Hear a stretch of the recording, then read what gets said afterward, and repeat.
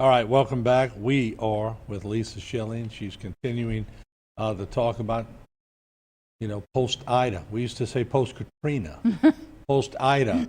And Ida's rewriting the record book, South Central Louisiana Human Services Authority.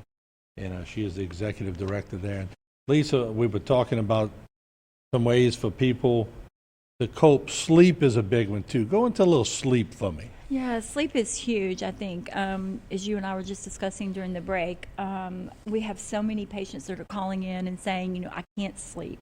All I'm doing is kind of reliving for those of them that stayed here in this area what happened. And then they're also thinking about so many things that they need to do to get their home back situated and their families. And so sleep is a big one. And Jason, if you can pull up that graphic, the health effects of the lack of sleep, and we can talk a little bit about that. You see there that you're at a 50% increased risk for obesity. So you're not sleeping well, you're eating things that are not good for you. Also a risk for high blood pressure, and this can cause really serious problems.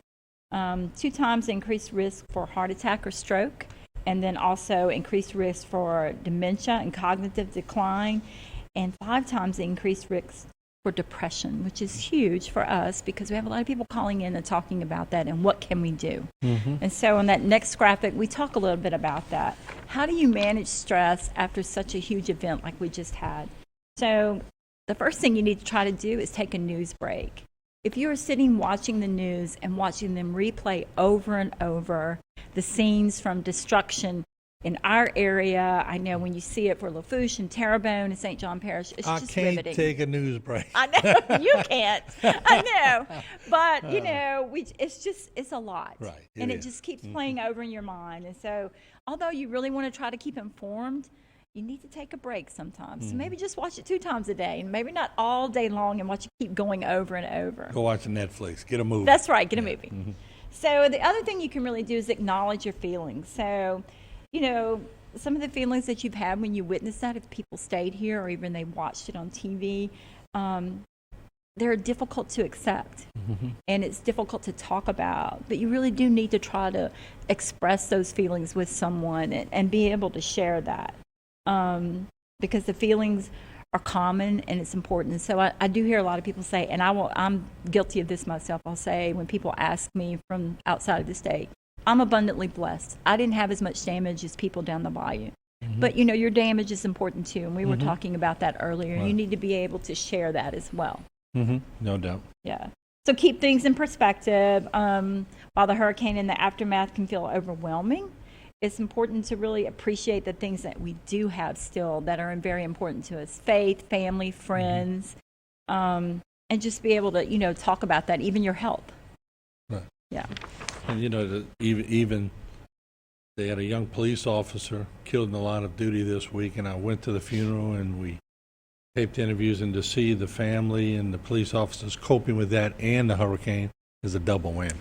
And now that you mentioned that, we're actually going to be doing some work with them, debriefing work with the entire cadet class that he was in tomorrow. And being able to work with them and share with them and talk about how do you continue to work through that grief of, losing another work person. Good for y'all. Yeah. They need that. Yeah. So find a productive way to help others if possible. You have seen this. I mean, I've just been so proud of our community. You see it all over the news about, agencies and individuals that have stepped up that want to help other people while they're trying to work through their own recovery. I know you with United Way for South Louisiana, the Red Cross, and so many church and other agencies here. It's just been phenomenal what they've been able to do, feeding people, giving out supplies, that types of thing. I love this one, control what you can. So that's a really hard one for some of us. Yeah, good luck. Yeah, to try to do. I know that's hard for me too because, you want to try to be able to control every portion, everything that's going on in your life. But none of us could control the fact that Mother Nature was, very harsh when she came to our area, and she left us with a lot of, special things afterwards that we have to deal with. So, try to get back to some of the things that you've done before that you feel comfortable with. Maybe it was jogging, maybe it was taking a walk, playing cards, visiting with family and friends, just trying to get back to a place where you can still have a little fun and control that. Before I got on the air for storm coverage, Lisa, I actually walked outside, looked around and said, it's going to look different. I accept it. You were great then. Yeah. For you to be able to do that and Because say I knew that. it would be different. Yeah, I know. it's definitely different. And then the biggest thing is to realize when you might need professional help, to know it's there and to know that it's okay to reach out and ask for help. It's only a phone call away. And so I think for sometimes with individuals, we think, oh, I don't need any help. I'm going to make it through. And then you realize at some point, I can't do this by myself. Yeah, that's a good point. Yeah.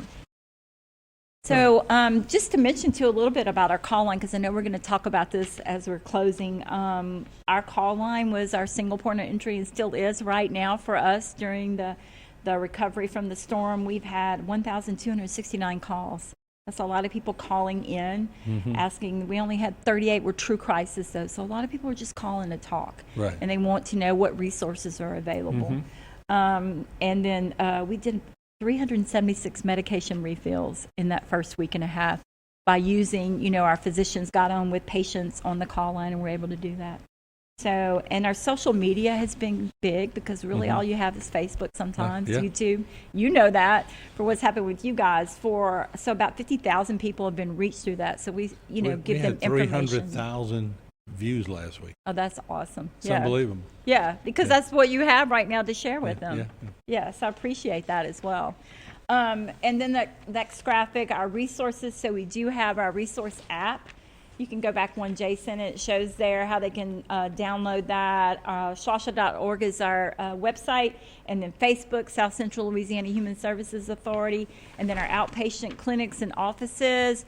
All but one's open right now, and that's our Raceland Clinic there, so Lafourche, but we hope to have our mobile unit out next week. We had a little damage to our generator on that, but we'll be putting that out and going down the bayous and seeing patients there. All right, Lisa Schilling, we appreciate you as always. Keep up the great work, and I know you have a great team. Y'all do a great job, and come back next week or whenever and give us some more updates. I appreciate it. Thank you so much. We will. All right, thank you, Lisa. All right, we'll take a short break.